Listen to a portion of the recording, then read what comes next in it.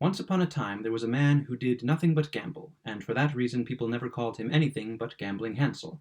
And as he never ceased to gamble, he played away his house and all that he had. Now the very day before his creditors were to take his house from him, came the Lord and St. Peter and asked him to give them shelter for the night. Then Gambling Hansel said, "For my part, you may stay the night, but I cannot give you a bed or anything to eat." So the Lord said he was just to take them in, and they themselves would buy something to eat, to which Gambling Hansel made no objection.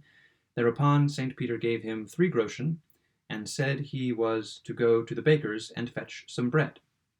So Gambling Hansel went. But when he reached the house where the other gambling vagabonds were gathered together, they, although they had won all that he had, greeted him clamorously, and said, "Hansel, do come in." "Oh," said he, "do you want to win the 3 groschen too?" On this they would not let him go. So he went in and played away the 3 groschen also.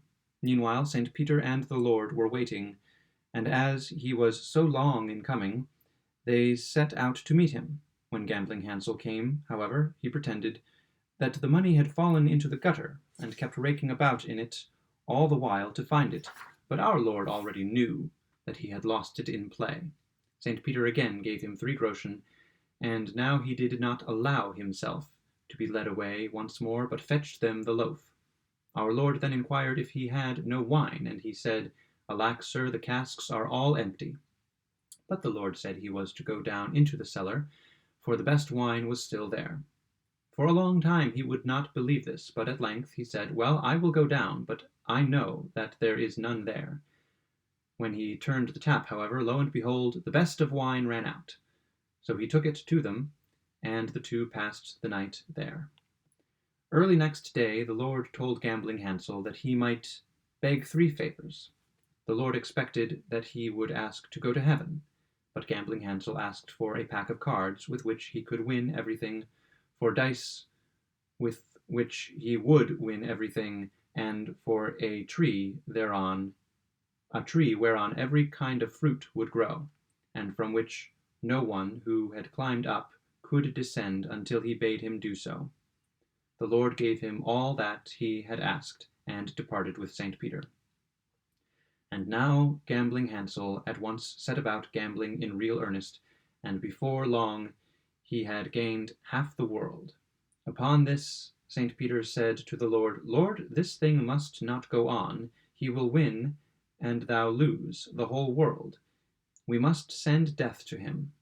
When Death appeared, Gambling Hansel had just seated himself at the gaming table, and Death said, "Hansel, come out a while." But Gambling Hansel said, "Just wait a little until the game is done, and in the meantime get up into that tree out there, and gather a little fruit, that we may have something to munch on our way." Thereupon Death climbed up, but when he wanted to come down again he could not, and Gambling Hansel left him up there for 7 years, during which time no one died. So St. Peter said to the Lord, "Lord, this thing must not go on. People no longer die. We must go ourselves." And they went themselves, and the Lord commanded Hansel to let Death come down. So Hansel went at once to Death and said to him, "Come down," and Death took him directly and put an end to him. They went away together and came to the next world, and then Gambling Hansel made straight for the door of heaven, and knocked at it. "Who is there?" "Gambling Hansel." "Ah, we will have nothing to do with him. Begone." So he went to the door of purgatory, and knocked once more.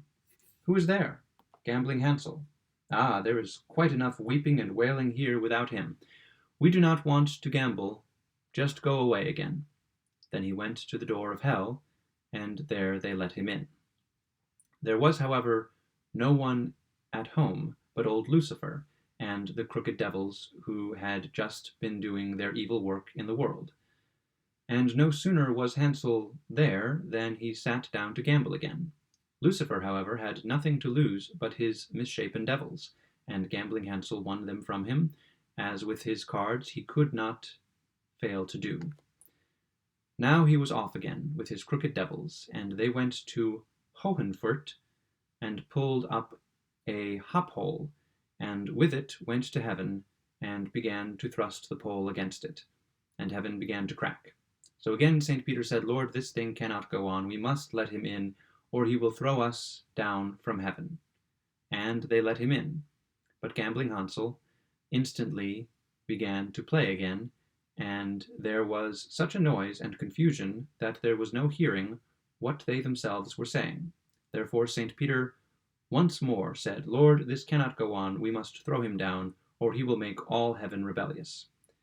So they went to him at once and threw him down, and his soul broke into fragments and went into the gambling vagabonds who are living this very day.